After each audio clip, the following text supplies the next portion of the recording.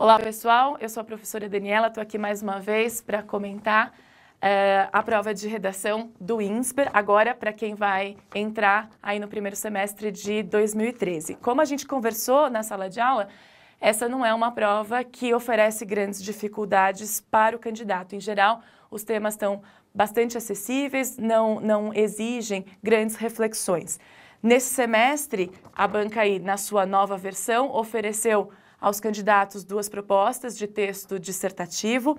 A primeira delas pedia uma reflexão sobre a disputa do espaço nas ruas, um problema de infraestrutura ou de incivilidade. A coletânea apresentava dois textos, o primeiro deles tirado da revista Época, tratava a questão dos cicloativistas, fazia uma crítica a essas pessoas, dizendo que elas se tornaram uma ameaça à segurança e à dignidade do cidadão. O segundo texto, um fragmento retirado do Estadão, fazia menção à incivilidade nas vias públicas como algo decorrente do estresse gerado aí pelos grandes congestionamentos. Eu acredito que o candidato poderia começar essa redação contextualizando pela urbanização. Acho que vale lembrar que o processo de urbanização é um fenômeno característico do mundo contemporâneo, cada vez mais intenso nos últimos anos. Há uma expectativa das Nações Unidas de que, até 2050, cerca de 70% da população mundial esteja vivendo nas grandes cidades. Então, num contexto tão populoso, a questão da mobilidade e a questão da qualidade de vida se configuram como grandes desafios para as autoridades municipais.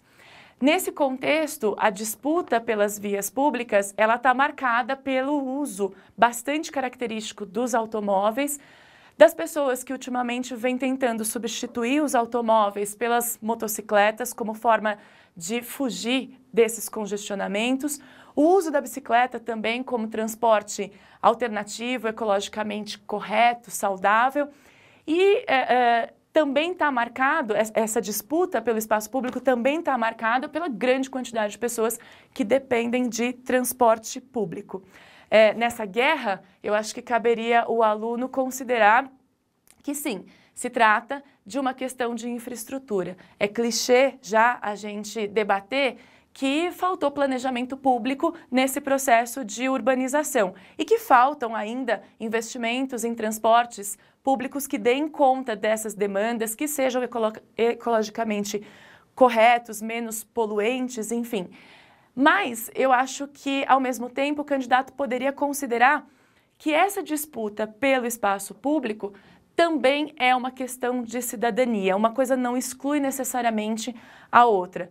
Nós vivemos um contexto em que, pelo próprio processo de urbanização, pelo capitalismo contemporâneo, o valor do individualismo se torna cada vez mais superior ao valor da coletividade. Então, infelizmente, é muito comum que os cidadãos considerem o outro sempre como alguém desprovido de direito, como se os direitos coubessem só a ele mesmo. E tentam fazer valer essa premissa, inclusive aí na disputa das vias públicas. Então, acreditamos aqui que muitas vezes esses índices, né, de acidentes, de mortes, de desrespeito às regras de trânsito, eles são muito mais decorrentes dessa questão do individualismo e da arrogância do cidadão contemporâneo, que propriamente uma questão de estresse, como sugere o texto 2. No Brasil, por exemplo, quando a gente leva em conta essa questão das bicicletas disputando espaço com os carros, o Código de Trânsito ele prevê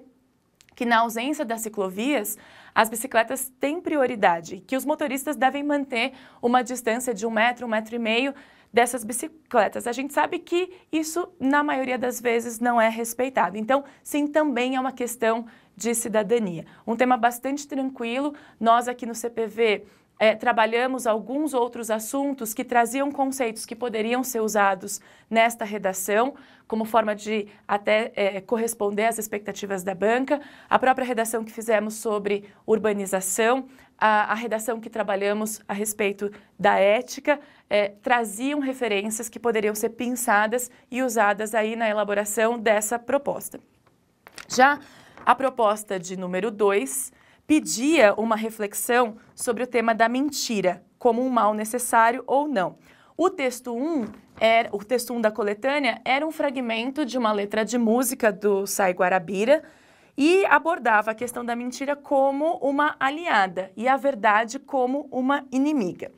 Já o texto 2, uma sinopse de um filme, tratava a questão da mentira como algo que, se bem trabalhado, pode muitas vezes trazer aí uma série de recompensas e pode se converter numa verdade absoluta, mas fazia a ressalva de que para se manter uma mentira é preciso o esforço de fazer-se convincente até mesmo para as pessoas mais queridas, para as pessoas mais amadas, o que sugere aí uma questão ética que deveria ser considerada pelos candidatos.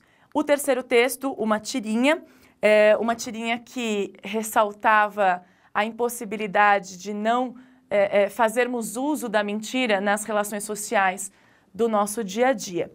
Bem, um texto de reflexão mais subjetiva, mas que, creio eu, não deve ter oferecido muitas dificuldades para os candidatos, sobretudo para os candidatos do CPV que trabalharam assuntos muito mais complexos do que esse.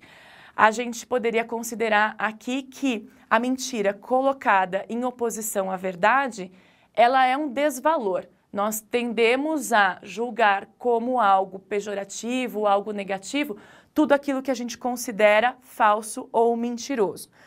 Numa sociedade que se quer democraticamente avançada, é preciso primar pela verdade. É preciso colocar a verdade como um ponto, um instrumento de construção das relações de transparência, um instrumento de participação política. Aliás, é justamente isso que justifica, por exemplo, a instituição da Comissão da Verdade, que deve estudar aí os crimes cometidos pela ditadura militar na década de 60. Os cidadãos têm direito de acesso à verdade, porque caso contrário, né, eles estariam sendo manipulados, alienados. A mentira, nessa abordagem, ela seria tomada como instrumento de manipulação, de alienação. Mas, como o texto 3 sugere, talvez o candidato pudesse também abordar a questão numa perspectiva mais da sensibilidade. Quer dizer, existem situações, sobretudo aquelas em que a gente quer proteger as pessoas, as mais queridas principalmente, de condições de perigo ou de situações de sofrimento em que a mentira acaba sendo inevitável e, como diz o tema-título, um mal necessário. Também acredito que foi uma proposta bastante tranquila. Agora, antes que a gente finalize, eu acho que cabe aqui uma ressalva, até mesmo em nome dos bons candidatos, daqueles que se preparam para a INSPER, que têm INSPER em alta conta e querem INSPER como única opção. No semestre passado, quando o INSPER mudou a proposta, né, a versão da prova, oferecendo 2 propostas de redação, muitos candidatos acharam os temas bastante estranhos, muito diferentes do universo crítico com o qual eles estão acostumados. Na verdade, a crítica que a gente faz aqui é que, embora esses temas sejam condizentes com a prova, sejam atuais, que valem a reflexão, eles não desafiam o candidato, eles são de abordagem muito óbvia. Então, o candidato gosta de ser valorizado, fica aquela referência de que se a prova é assim, então eu não preciso estudar tanto para a redação. Redação não é tão significativa no INSPER. A gente chega ao extremo de receber alunos no cursinho que confessam que já no começo do ensino médio, no primeiro, no segundo ano do ensino médio, quando decidem que vão fazer vestibular do INSPER e que tem INSPER como primeira opção, eles já desistem de estudar as matérias que não caem. E entre elas, redação, que cai, mas que não exige deles grande abstração ou grandes reflexões. Então fica aí a sugestão para a banca examinadora pensar esses temas, em propor esses temas para os candidatos, mas de uma maneira mais elaborada, que exija aí uma certa abstração, que não sejam de abordagem tão óbvia. É isso, no mais a gente fica torcendo pelos bons resultados, a gente sabe que vocês fizeram uma boa prova e está torcendo aí para que a aprovação seja um fato, né? Boas férias para todo mundo e até a próxima.